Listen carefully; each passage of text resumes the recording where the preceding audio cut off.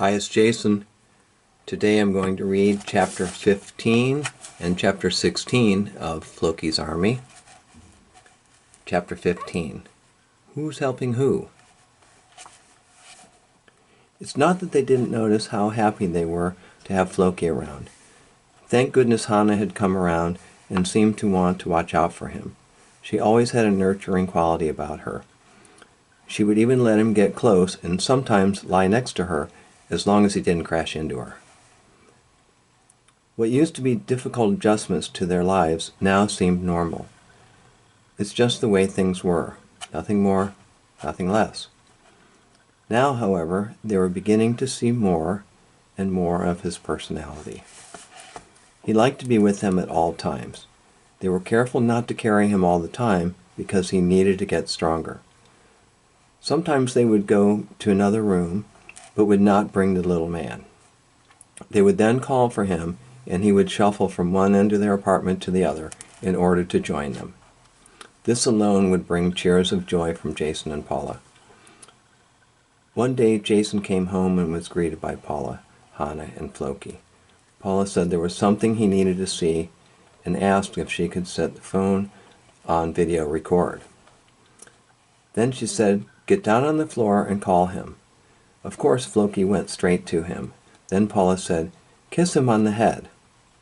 Jason did so, and to everyone's delight, Floki hopped, and then he ran in a tiny circle and came back for more. Each time Jason would kiss him, he would hop, circle, and return with more enthusiasm. After about 5 times, they decided to let their little guy rest. Not only did the joy from that moment last the remainder of the evening, Paula was able to video the event. They believed that Floki was telling them that he was happy and trying in his own way to give back.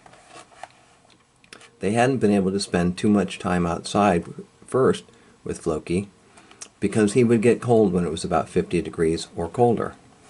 Now summer was approaching and they were able to spend some time in the backyard with both dogs. As with anything new, Floki was a little apprehensive but adjusted quickly. Once he got used to the grass, he started to roll on his back and wriggle in great delight. To be able to watch this spectacle was a gift of immeasurable value.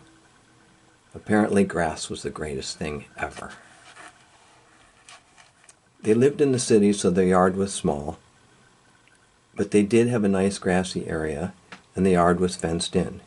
Neither of their dogs were likely to try to leave the yard, but just in case. It also kept them safe from neighbors' dogs. Most of the neighbors' dogs were pretty good, but one of them had attacked Hannah before. Jason was able to get his arm between Hannah and the other dog and take the bite for her. The fence kept them safe from dogs and owners that couldn't be trusted. No harm was going to come to Hannah and Floki, and they knew it. It allowed them to feel safe and naturally give back in the way that dogs do. When this relationship is nurtured, good things occur. As he did with their apartment, Floki learned to navigate the front and backyards. He touched everything with his face or his paws. If he touched anything with his face or his paws, he would turn and head the other direction. Now that his fur was getting longer, he used the fur on his face like a curve finder. If he grazed something with his face, he would make a small adjustment and continue on. Now that he was getting stronger and his front legs began to straighten, he was starting to run. He would run down the hallway to greet them or just to follow the rest of the family. When he would veer towards the wall, he would feel it with his whiskers and make the necessary adjustment. It was a sight to see. Also, when he ran, his floppy feet would make a tiny thumping noise as they hit the carpet. Under any other circumstances, this would seem sad, but this was their boy. He was running, and it was cute.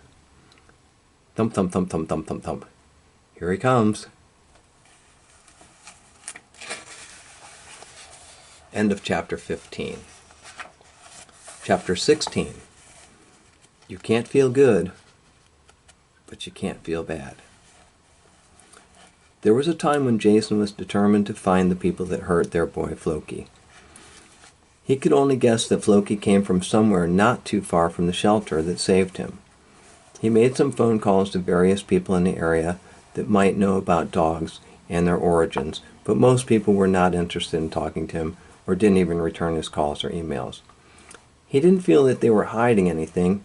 It's just that he was some stranger asking questions about things they didn't really care about.